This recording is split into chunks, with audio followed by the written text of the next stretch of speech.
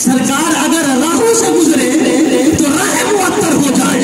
حضور کا قدم پاک ذرات پہ آئے، ذرات معطر ہو جائے، مٹی اور ریت سے خوشبو آنے لگے، سرکار کا غسالہ مبارک خشک تنے کی جڑ میں جائے تو ہرا بھرا ہو جائے،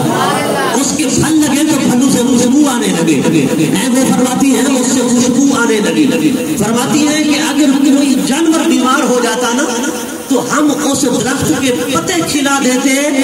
سرکار کائنات کی وضو والے پانی کے لگنے کی برکت سے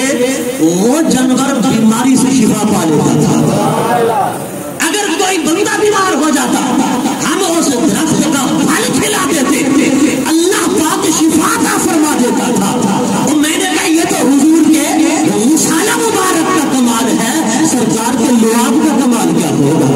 حضور کی نگاہ کا کمال کیا ہوگا، سرکار جس پہ ہاتھ پھیر دیتے اس کے برکت و عظمت کا کیا عالم ہوگا، سرکار جس راہوں سے گزرے ہوئے، اللہ اکبر۔ پھر سرکار اپنے جسد پاک کے ساتھ، اپنے جسم